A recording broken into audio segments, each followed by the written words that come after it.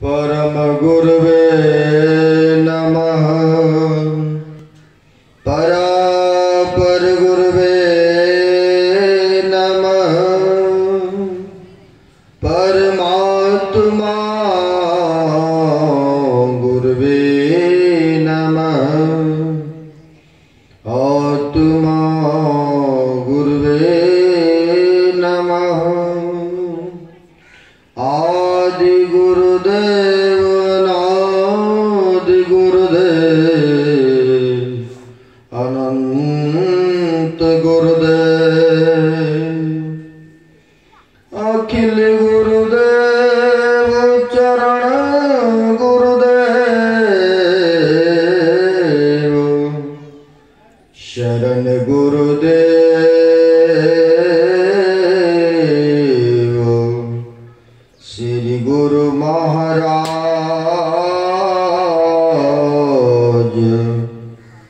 चरणारविंदो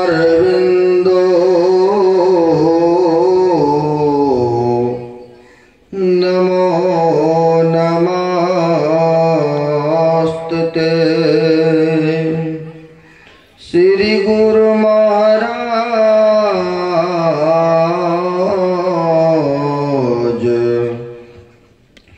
चरणारविंदो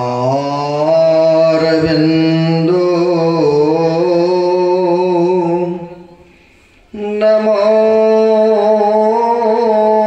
नमस्ते। महाराज सद्गुरु है राजन का राजा, है जिनकी कृपा से सर्व काजा।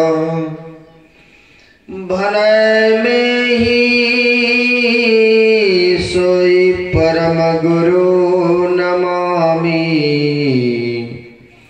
नमामि नमामि नमामि नमामि। प्रातः स्मरणीय श्री भूषित कनकंद बिच विराजमान परमात्मा स्वरूप गुरुदेव के पाद पद्मों में असंख्य असंख्य बार नमन है। मंचस्थ पूज्य साधु चरण, यह मुख्य आयोजक श्रद्धेय भरतलाल बाबा और उनके स्वपुत्र स्वपरिवार, मंच संचालक श्रद्धेय राजेश बाबू, बैकुंठ बाबू, आए हुए सत्संग प्रेमी भक्तिमती माता एवं बहनों सबों को नमन है। हम लोग जत्र तत्र से गुरु महाराज की छत्र छाया में जो मनुष्य शरीर का कर्तव्य है वह कर्म करने हेतु यहाँ पर पधारे हुए हैं। और हम आप पाठ के क्रम में सुन रहे थे बुद्धि योग, सत्संग, मानस योग, मानस जप, मानस ध्यान और ज्योति योग, दृष्टि योग के बारे में। कहते हैं हम लोगों को सत्संग करना चाहिए।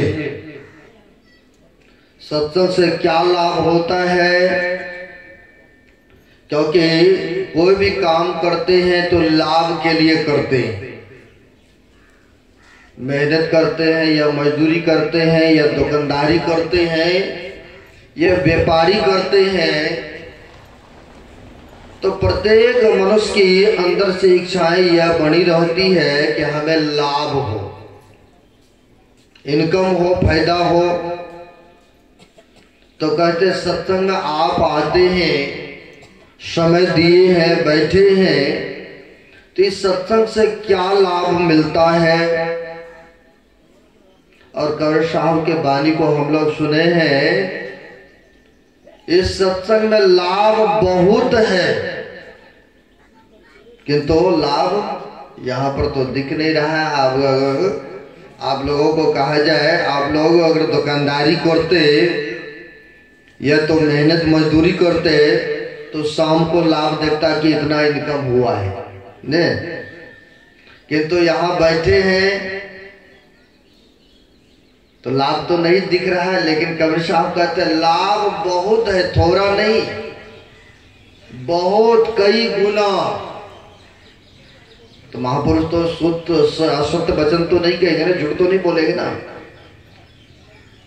महापुरुष तो सत्य वचन कहते हैं। क्यों कहा ऐसा कि लाभ बहुत है। गोस्वामी तुलसीदास जी महाराज के पास चलेंगे। जब गोस्वामी तुलसीदास जी महाराज कुटिया में, चित्रकूट में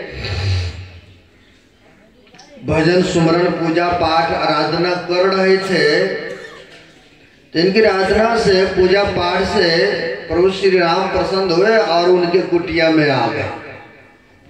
और जब आ गए तो कहते हैं गोस्वामी जी से, मांगिए हमसे कुछ है। रवन जो पढ़े होंगे जानते होंगे, कहते मांगिए हमसे। तो गोस्वामी जी महाराज ने संसार के पदार्थ को नहीं मांगा। क्यों नहीं मांगा? यह नाश्वर है, आज आपके पास है कल उसके पास है, यह परिवर्तनशील है, सदा एक समान रहने वाला नहीं है। तो उन्होंने सोचा कि प्रभु का देन ही कहते हैं मांगो कुछ मांग लो। तो कहते हैं प्रभु आप अगर देना चाहते हैं, देहु सत्संग निज अंग श्री रंग भवभंग कारण शरण शोकहारी। कहते हे प्रभु अगर आप प्रसन्न हैं ना हमारे ऊपर, तो आपका निज अंग सत्संग है, आप हमें सत्संग दीजिए। लेकिन आपको अगर कह दिया जाए भक्तों मांगिए हमसे वरदान, तो क्या मांगेंगे? तुरंत कह देंगे हमें धन संपत्ति रुपया चाहिए, पुत्र की सर्विस हो जाए, और शरीर में जो व्याधि रोग है ये भी आप महाराज कृपा करें इसे भी खत्म कर दें तो बड़ी कृपा होगा। लेकिन गोस्वामी जी महाराज ने संसार के पदार्थ को नहीं मांगा।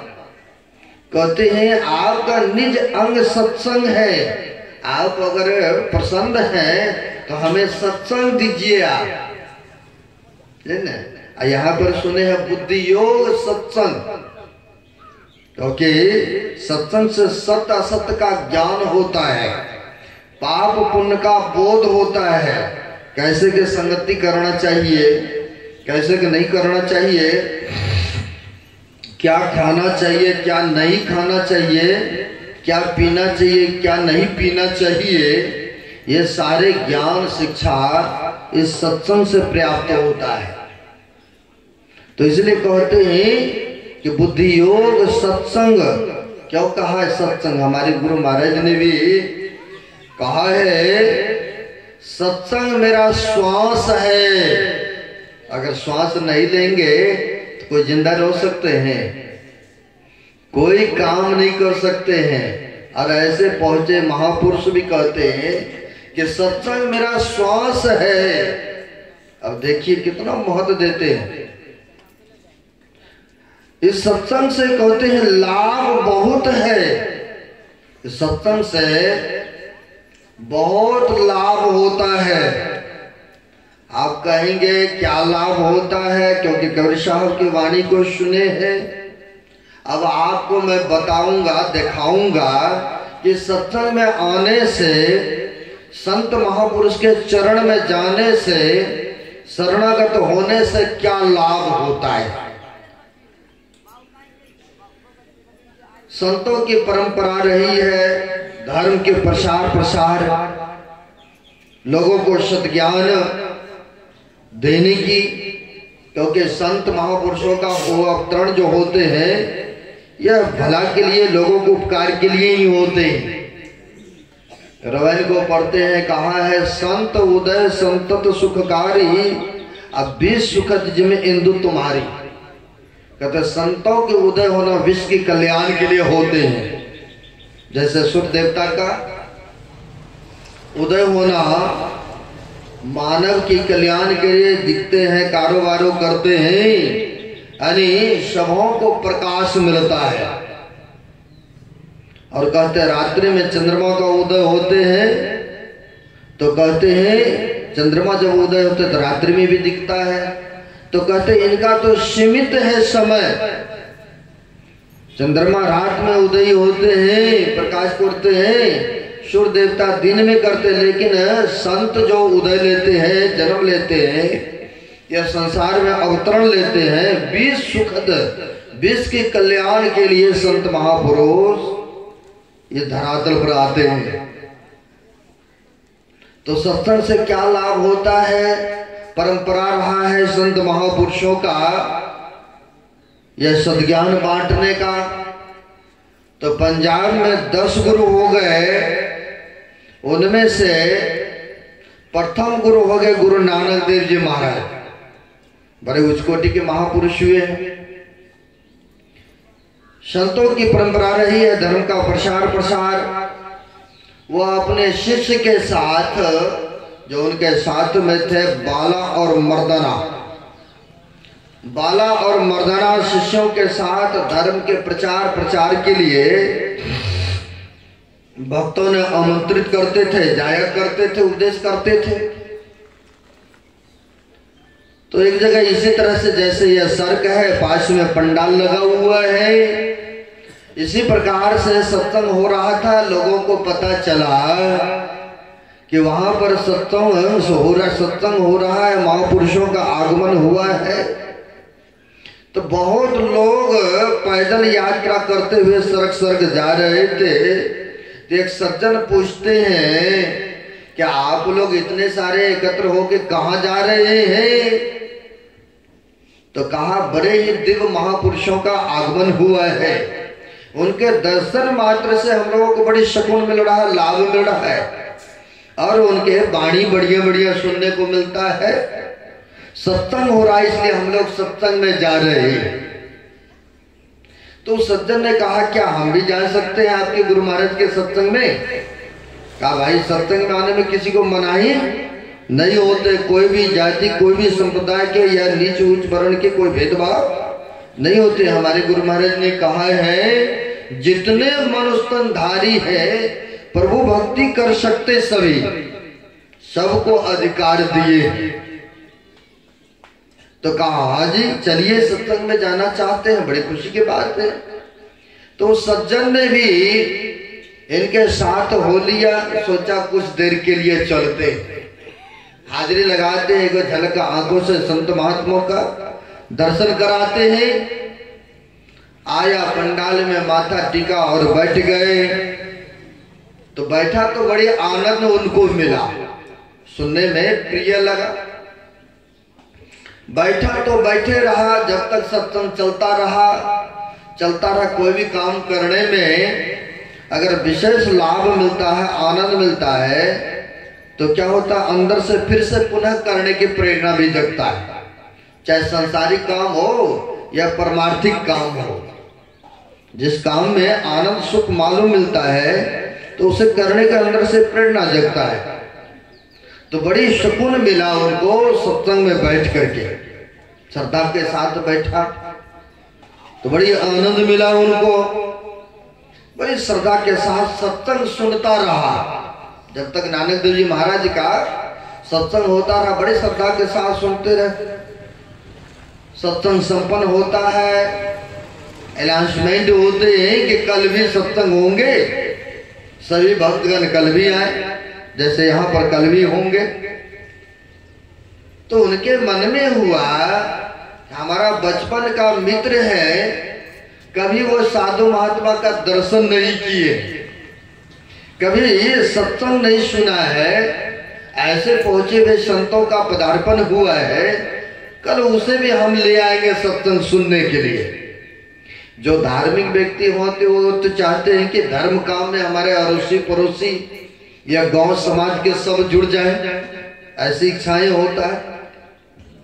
एक शराबी व्यक्ति भी चाहता कि हमारा मेजॉरिटी बढ़े, गांजा बीड़ी भांग पीने वाला वो भी चाहते हमारी मेजॉरिटी बढ़े। लेकिन जो धर्म काम करते हैं उनके भी अंदर से इच्छा होती है कि हमारे संस्था में जुड़े, सत्संग में जुड़े और वह व्यक्ति भी धर्म काम में लग जाए न, क्योंकि आपकी बुद्धि अच्छी है, धर्म काम में लगे हैं, सत्कर्मों को करते हैं, इसलिए आप चाहते हैं कि दूसरे भी व्यक्ति धर्म काम करना प्रारंभ करे। शराब पीना, जुआ खेलना या दूसरे की निंदा चुगलियां करना या मांस मच्छी अंडा गंडा खाते हैं या छूट जाए, धर्म काम में लग जाए, ऐसे अंदर से इच्छाएं होता है। जो धार्मिक व्यक्ति होते होना ही चाहिए। तो इनके मन में हुआ कि ऐसे पहुंचे हुए संतों का आगमन हुआ है, पदार्पण हुआ है, तो हमारे बचपन का मित्र है, कल उसे भी हम ले आएंगे सत्संग सुनने। अब गए, उसी गांव में थे, गए, जाकर के मित्र से निवेदन करते हैं, मित्र कल हमारे साथ आप चलेंगे, कहा तो सत्संग सुन ले। कल मेरे साथ आप चलेंगे सत्संग सुनने, फलाने जगह हो रहा है, महापुरुषों का पदार्पण हुआ है। तो वह कहते हैं, मित्र सत्संग से क्या फायदा होता है, क्या लाभ मिलेगा? काम धंधा करेंगे, मजदूरी करेंगे तो पैसे आएगा, तो इससे जीवन सुखी होगा, किंतु सत्संग से क्या फायदा है? जो नहीं समझते हैं, नहीं बूझते हैं, तो उनके लिए तो कुछ नहीं है। खाओ कमाओ यूं ही जीवन गमाओ, ऐसे भी है बहुत। तो यह कहते हैं, मित्र कुछ भी हो, बहुत सारे लोग आते थे सत्संग में, मेरी इच्छा कि एक बार आप भी चलो सत्संग सुनने। कहा उससे लाभ क्या है? जिनको खुद का पता नहीं है, आज यहाँ है कल कहाँ रहेंगे, यानी साधु महात्मा का क्या पता है? वो तो रमता जोगी बहता पानी है, खुद का पता नहीं है कि कहाँ रहेंगे, क्या खाएंगे और क्या पहनेंगे, फिर वो दूसरे को सुख क्या दे सकता है, वो दूसरे को आनंद क्या प्रदान कर सकता है जिसका खुद का पता नहीं है। कहा मित्र कुछ भी हो, पर ये आनंद मिला, इसलिए मेरा आग्रह है, निवेदन का, आप एक बार चलो। बहुत प्रेस डाला, बहुत कहा, तो कहा अच्छा ठीक है, इतना ही कहते हो तो एक झलक हम जाएंगे। यानी जिनके ऊपर जिनको अधिकार होते तो उनको प्रेरणा करते ही है। इतना आश्वासन मिला कि ठीक है कल चलेंगे, सुबह होगा तो लो। अब अपने अपने घरों में चले गए। रात्रि व्यतीत होते हैं, जो धर्म काम करते हैं, जो नित्य प्रति सत्संग सुमरण करते हैं, वो तो सुबह ही उठ करके ध्यान भी कर लेंगे, स्नान भी कर लेंगे, स्तुति प्रार्थना भी कर लेते हैं। और कई ऐसे व्यक्ति हैं 7-8 बजे तक सोए पड़े रहते हैं, जिनको के धर्म काम से कोई लेना देना ही नहीं होता है। न समय पर स्तुति करेंगे, न ध्यान करते हैं। हाँ हम भी हैं सत्संगी, और फिर कहेंगे कि गुरु महाराज को कृपा नहीं है हमारे ऊपर। कृपा तो आया, लेकिन हम लोग कृपा का लाभ नहीं ले पाते हैं। समय पर उठ करके जगते नहीं है, सुमरण नहीं कर पाते हैं, समय पर उठ करके स्तुति प्रार्थना सत्संग नहीं करते हैं। और फिर कहेंगे कि गुरु महाराज की कृपा हमारे ऊपर नहीं हो रही है, ऐसा भी कहते हैं। अब ये जो धार्मिक व्यक्ति थे, सुबह ही उठा और नहा धो करके आ गए मित्र के घर में, क्योंकि चलना है सत्संग सुनने ना। कहा है जिनके अंदर से प्रेरणा जगता रहे कि हमें सत्संग में जाना है, साधु महात्मा का दर्शन करना है, तो समझिए ईश्वर की कृपा उनके ऊपर विशेष है।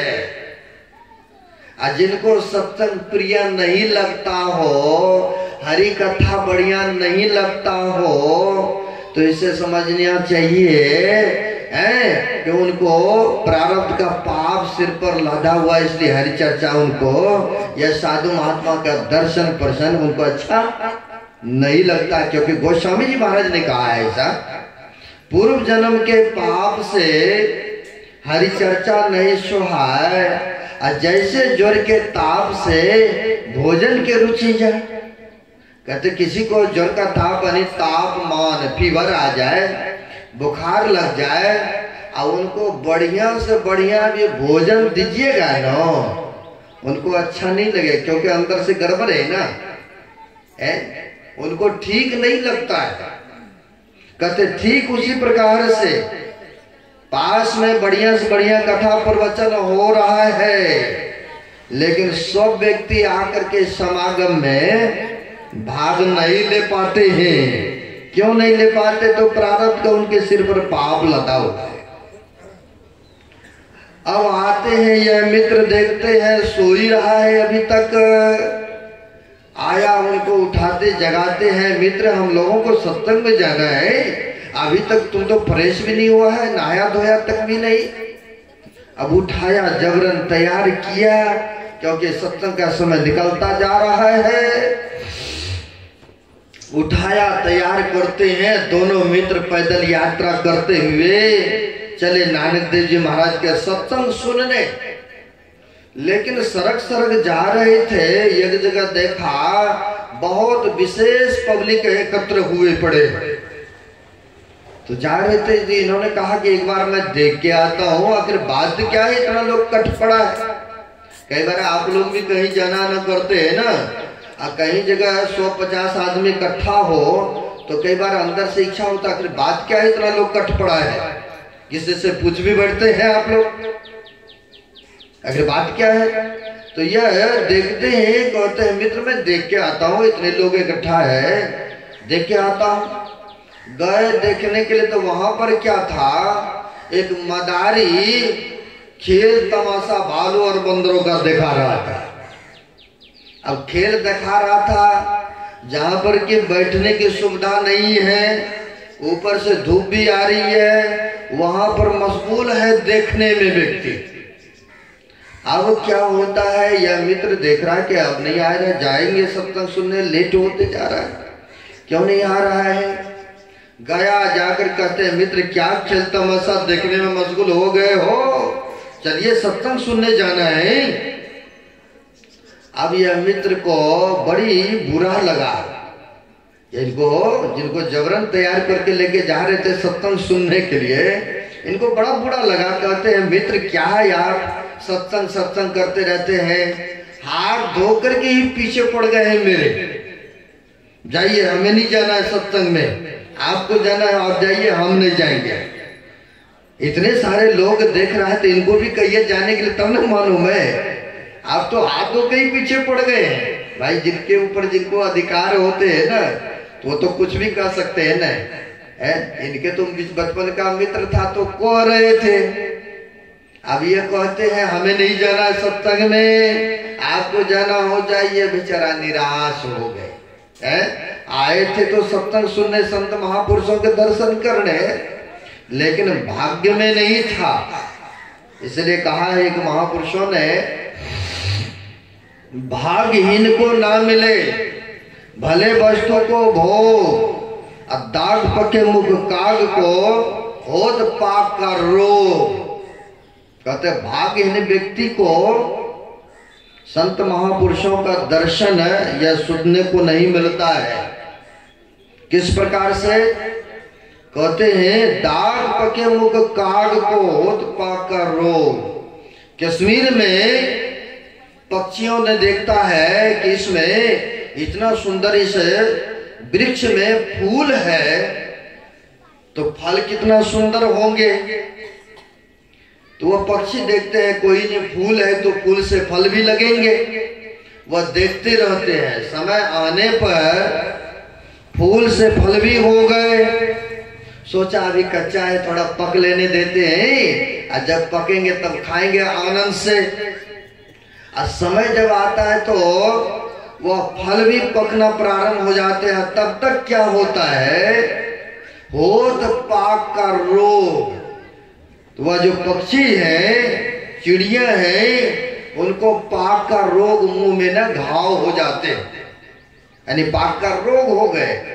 अब होता क्या है, फल तो पका है, सीजन जब आया तो आम लीची तो पकता है ना, और उस समय अगर घाव हो जाए जानवरों को तो खा पाएंगे, मनुष्य भी नहीं खा पाते हैं। कई बार तो अगर मुंह में जख्म हो जाए, किसी तरह के प्रॉब्लम हो जाते हैं तो।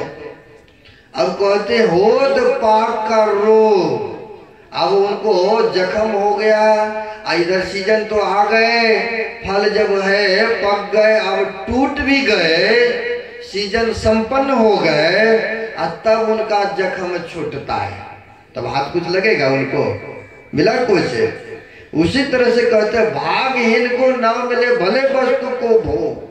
या यूं समझिए, कमा कमा के व्यक्ति बहुत धन दौलत को इकट्ठा करते हैं, बैंक बैलेंस, घर मकान दुकान सब बनाते हैं और सोचते हैं कि चलो वृद्धावस्था में आराम से बैठ करके खाएंगे, भजन करेंगे,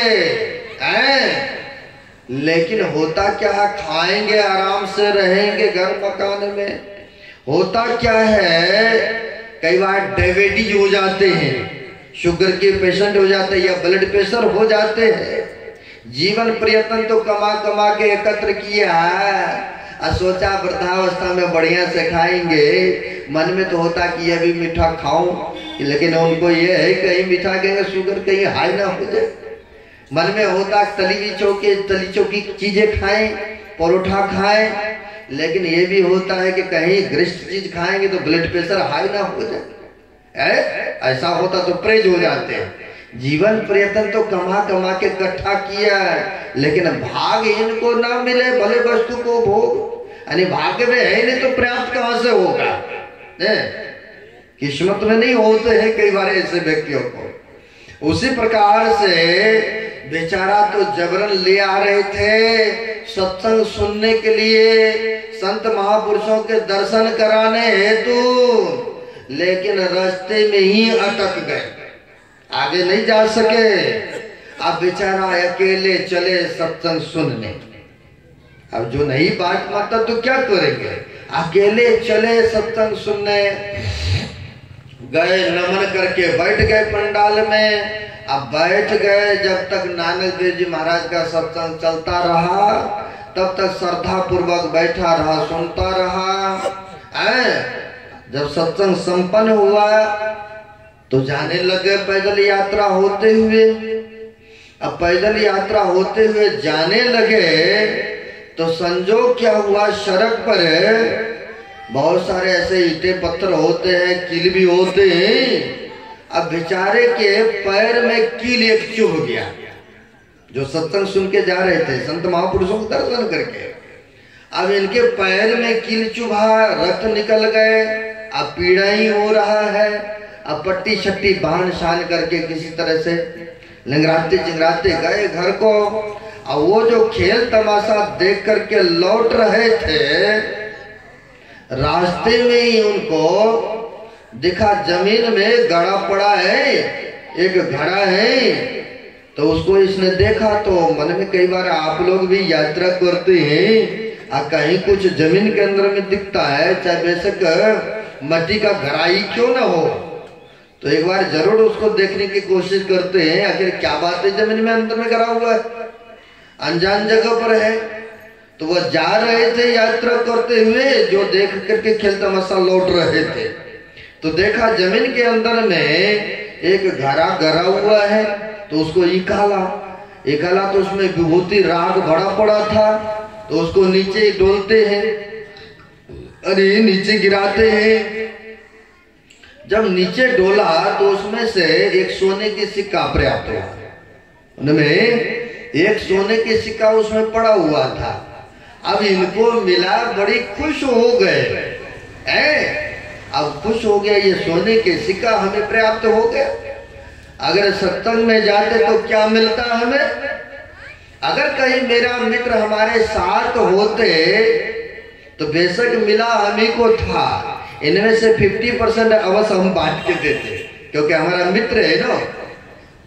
लेकिन अब क्या हुआ, अपने घर नहीं जा करके अब चले गए मित्र के घर में ताने मारने के लिए। कई बार सत्संग में बैठे रहते हैं, ध्यान सुमरण सत्संग करते हैं, कई बार ऐसी परिस्थितियां आते हैं, दुख की घड़ियां आ जाते हैं, तो लोग दूसरे अड़ोस पड़ोस के भी कहने लग जाते हैं, इतना सत्संग पूजा करते हैं गुरु महाराज का, है, और फिर भी दुख आपके पीछा नहीं छोड़ता है। ऐसा भी बहुत सुनने को मिलता है, इतना दान करते, इतना भजन करते हैं, और फिर भी दुख। अब यह व्यक्ति जिनको सोने की सिक्का मिला था, यह चले ताने मारने के लिए मित्र के घर पर कि मित्र आप सत्संग में गए तो आपको क्या मिला, अगर हमारे साथ होते तो बेशक मिला हमें को था। अब गए जाके कहते हैं मित्र ये देखो हमें सोने की सिक्का मिल गए, धन मिल गए, और आप सत्संग में गए तो आपको क्या मिला। जैसे आप लोग यहाँ सत्संग में बैठे हैं तो यहाँ कुछ दिखता नहीं है कि यह मिल रहा है, यह मिल रहा है, लेकिन जो यहाँ आने से मिलता है अन्यत्र जगह जाने से पर्याप्त नहीं होता है।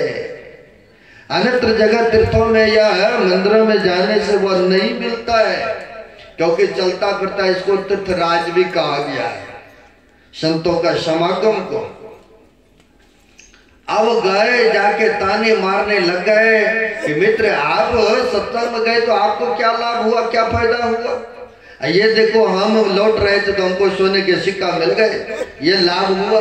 अगर कहीं मेरे साथ होते तो आपको इसमें से 50% बांट को देते, ऐसा कहा। अब इनको बेचारे के मन में चलने लग गए कि जो शुभ काम किया, पुण्य काम किया है, कभी किसी का दिल नहीं दुखाते हैं, जहां तक होता है परोपकार करते हैं, लेकिन मिलना तो हमें चाहिए। साधु महात्मा का दर्शन हमने किया, सत्संग मैंने सुना हो, यह धन तो हमें मिलना चाहिए था ना, किंतु इनको मिला जो कि शराब कबाब में जीवन व्यतीत करते हैं, लेकिन इनको पर्याप्त हो गया। यह ठीक नहीं हुआ। चलो नहीं मिलता अलग बात था, लेकिन साधु महात्मा के सत्संग सुन के आ रहे थे तो पैर में कील भी चुभ गया, पीड़ा हो रहा है, ये उल्टी बातें हो गए, ऐसे कैसे हो गए, ये ठीक नहीं। कई बार ऐसे भी होते हैं व्यक्ति धर्म काम करते करते कुछ अशुभ कर्म भी हो जाता है, और जब ऐसा कुछ अकर्तव्य कर्म होता है तो कई व्यक्ति ऐसे भी हैं धर्म काम करना ही छोड़ देते हैं। हमारे एक व्यक्ति था जो बड़े श्रद्धालु भक्त हैं, उनके घर में किसी तरह की घटना घटित हुआ और उनके पूरे फैमिली सत्संग ध्यान पूजा करना ही छोड़ दिया कि ऐसे अब नहीं करेंगे। जो ऐसे भी भक्त बहुत तो देखते हैं, लेकिन कहते नहीं करेंगे तो छोड़े भी नहीं है, कहते जब होगा समय तब करेंगे, ऐसे भी देखने को मिलता है। अब होता क्या है, इनके मन में चलने लग गए कि मैंने साधु महात्मा का सत्संग सुना, दर्शन किया, तो लाभ तो हमें होना चाहिए, किंतु लाभ की जगह पर हानि, पैर में कील चुभा। अब सोचते हैं कि चलेंगे उसी महापुरुष से पूछेंगे तो ऐसा क्यों हुआ। अब किसी तरह से बेचारा लंगड़ाते निंगराते आते हैं नानक देव जी महाराज के पास में, आकर के कहते हैं महाराज आपका दर्शन का फल यही है, आपका सत्संग सुनने का फल यही है, पैर में देखिए कील चुभ गया, रक्त निकल गया, पीड़ा हो रहा है। क्यों ऐसा?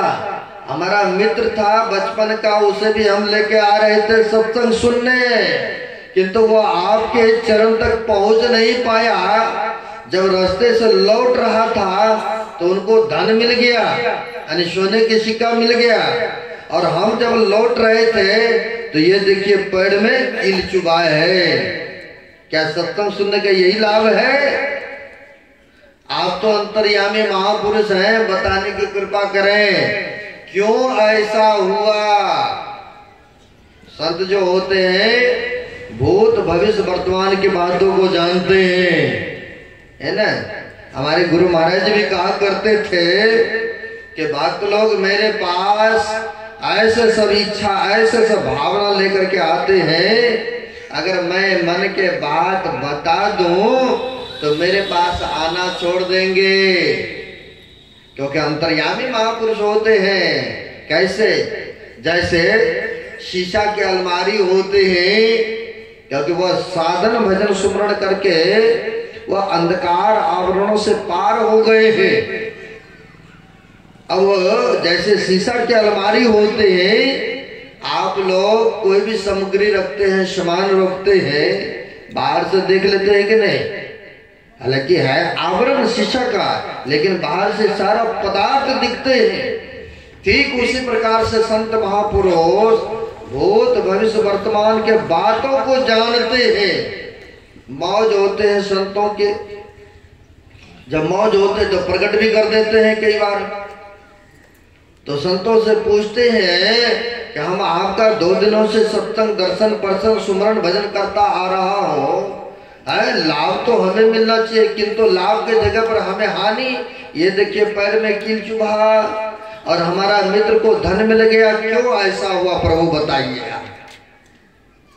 तो नानक देव जी महाराज ने कहने की कृपा किए कि जानना चाहते हो, सुनना चाहते हो? कहा हाँ महाराज, इसीलिए तो आया हूं आपके पास।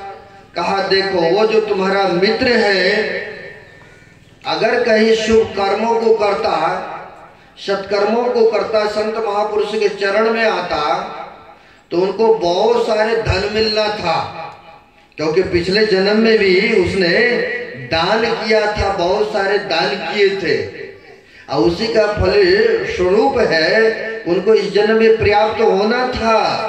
लेकिन उसने गलत जगह जा जा करके गलत कामों को कर करके अपनी किस्मत को जला करके राख कर दिया है। अब वही जला हुआ राख घड़े में आज, क्योंकि वह आ रहा था अच्छी भावना लेकर के, अच्छी सोच लेकर के, सत्संग सुनने आ रहा था, लेकिन नहीं पहुंच पाया, लेकिन आज उनसे अशुभ कर्म भी नहीं बना है। इसी का फल स्वरूप है कि उनको थोड़ी सी धन लेकर के, नहीं एक सिक्का लेकर के उनको संतुष्ट होना पड़ रहा है। रही बात तुम्हारी, तुम कई दिनों से मेरे पास आ रहे हो, सत्संग सुनने, मेरा दर्शन कर रहे हो। अगर तुम सत्संग में आज नहीं आए होते तो तुम्हारी मृत्यु था मृत्यु, लेकिन तुम मेरे चरण में आए हो, मेरे शरण में आए हो, मेरे सत्संग में आए, इसलिए मैंने थोड़ी से कील चुभा करके तुमको मैंने जीवन दान दे दिया। श्री सद्गुरु महाराज की जय। तुम्हें मैंने जीवन दान दिया हूँ। अब देखिए, सत्संग में जो कबीर साहब ने कहा था कि सत्संग में लाभ बहुत है, लाभ मिला कि नहीं मिला? लाभ दिख रहा है कि नहीं दिख रहा है? सत्संग में आने से लाभ हुआ कि नहीं? संत के ही यहाँ पर सिद्ध हुआ कि नहीं बचा? तो इसलिए कहते हैं इस सत्संग में लाभ बहुत है, थोड़ा नहीं बहुत। किसी के जीवन दान मिल जाए, यह शरीर में व्याधि रोग है, परेशान है, अगर उनसे छुटकारा मिल जाए तो लाभ हुआ कि नहीं हुआ? यहाँ पर तो जीवन दान मिल जाते हैं। तो इसलिए कबीर साहब कहते हैं सत्संग में लाभ बहुत है, तुरंत मिलावे गुरु से, लेकिन मूर्ख जन कोई सार न जाने, सत्संग में अमृत बरसे। कहते हैं सत्संग में अमृत की बारिश हुआ करते हैं। अमृत है बातों के बाद, अमृत है संतों के पास। जो संत महापुरुष यह अमृत प्रसाद आपको पिला रहे हैं, जो सच्चे दिल मन से पिएंगे तो अमरता को प्राप्त करेंगे, अमर हो जाएंगे। जन्म मरण का जो दुख है, सबसे बड़ा तो यही ना दुख है। हमारे गुरु महाराज कहते हैं सबसे बड़ा दुख है तो जन्म लेना और मृत्यु को प्राप्त करना, यानी आवागमन का चक्र सबसे बड़ा दुख है। और दुख किसी को पसंद भी नहीं है। सब सुख चाहते हैं, आनंद चाहते हैं, तो कहते कैसे यह आनंद सुख मिलेगा? तो सत्संग में आएंगे, संत महापुरुष के चरण में जाएंगे, तब न मिलेगा। और गुरु महाराज की वाणी को भी सुन रहे थे, नित्य प्रति सत्संग कर ले प्यारा, तेरा कार सरे सारा। गुरुदेव भी कहते हैं नित्य प्रति सत्संग ध्यान सुमरण करो और तुम्हारा सारा कार्य बन जाएगा। एक महापुरुष ने और भी बहुत सुंदर सुंदर ढंग से कहा है, सत्संग में लागी रहो रे भाई, तेरी बिगड़ी बात बन जाई।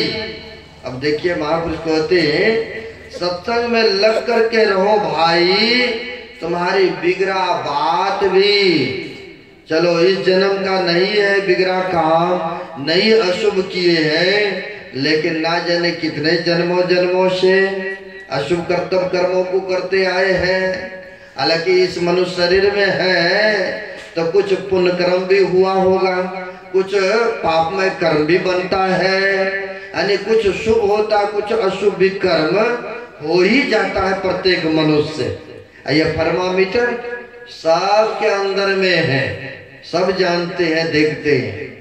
तो कहते हैं अगर अशुभ कर्मों से बचना चाहते हैं, उन दुखों को नहीं उठाना पड़े, तो कहते सत्संग में लागी रहो रे भाई, आज तेरी बिगड़ी बात बन जाएगी। कहते हैं कि सत्संग में लगे रहेंगे तो बिगड़ा बात भी बन जाएगा।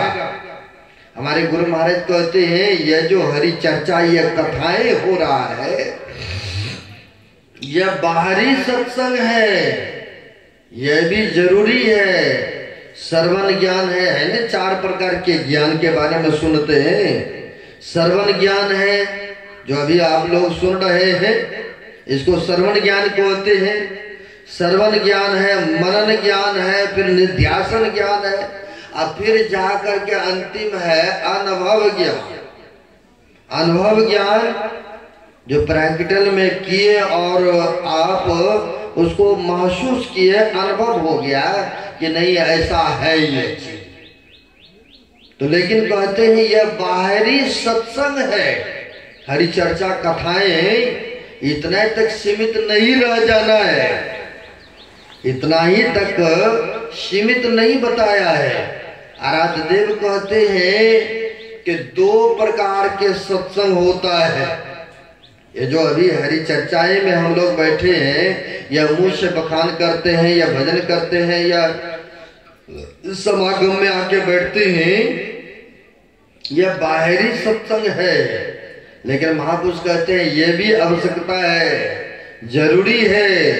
जब तक बाहर के सत्संग नहीं करेंगे तो अंदर में फिर कैसे प्रवेश करेंगे। हमारे गुरुदेव ने बड़ा अच्छा कहने की कृपा की है पदावली में, धर्म कथा बाहर सत्संगा, अंतर सत्संग ध्यान अभंगा। कहते हैं यह बाहरी सत्संग में सम्मिलित हुए हम लोग जत्र तत्र एकत्र से, बाहरी सत्संग भी बहुत जरूरी है। और फिर इतने तक सीमित भी नहीं रहना है। कहते संत महापुरुषों से वह गुरु युक्ति लेकर के, दीक्षा भजन भेद लेकर के, तो कहते हैं आंतरिक सत्संग करना पड़ेगा, आंतरिक सत्संग भी करना पड़ेगा।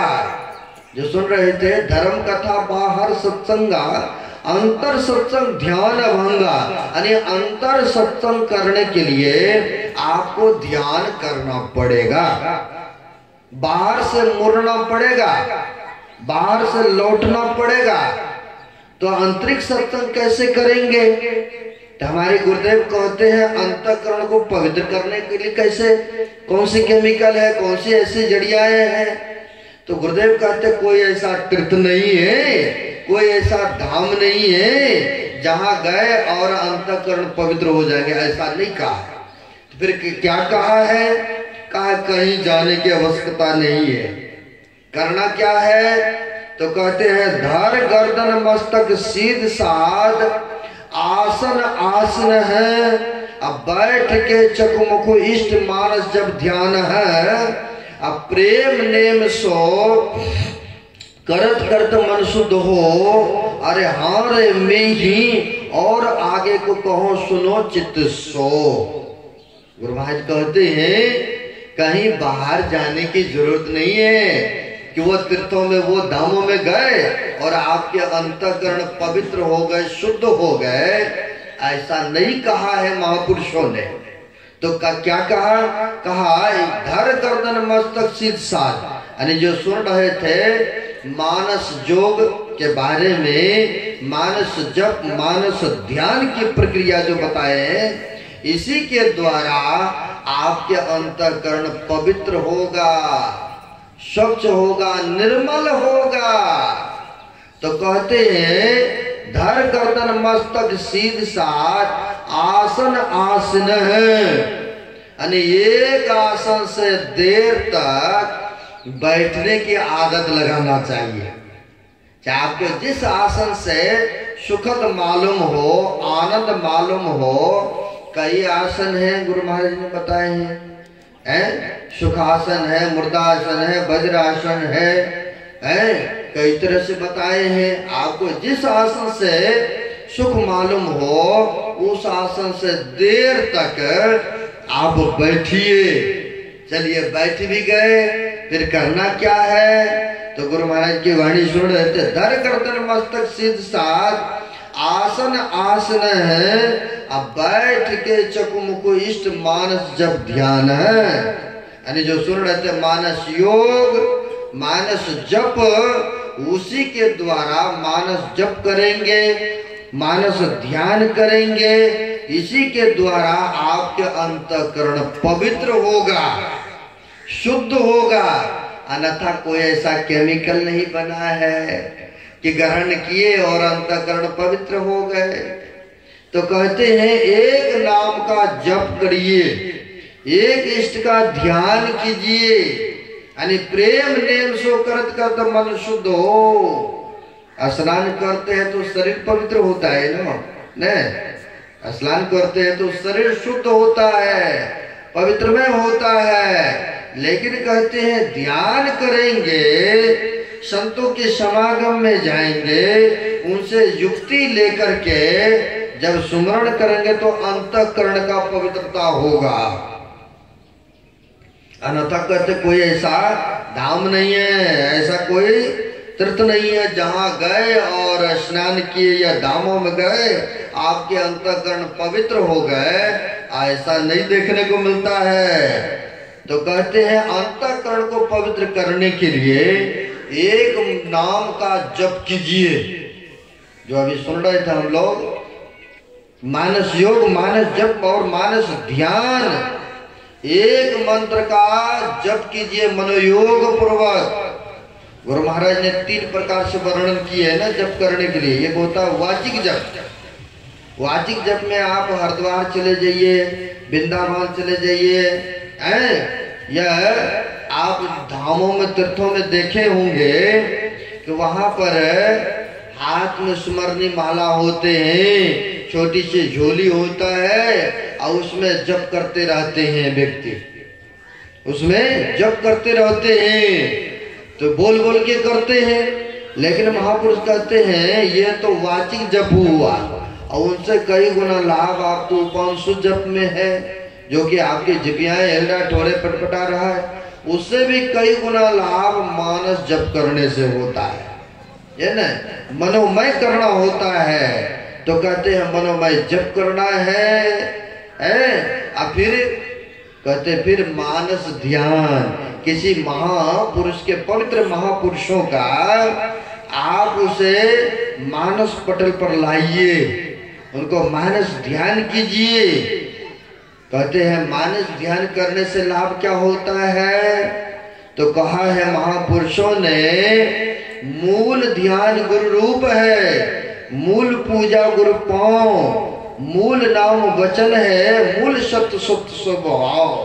कहते हैं मूल नाम गुरु वचन है, मूल ध्यान गुरु रूप है। जो हम लोग गुरु महाराज का ध्यान मानस ध्यान करते हैं, मूल पूजा तो यही है। और भी कहा है महापुरुषों ने, गुरु की मूर्ति मन में बसाइए और जो इच्छा सोई फल पाइए। जो मानस ध्यान इस तरह से करते हैं तो सारे मनोरथ पूर्ण हो जाते हैं।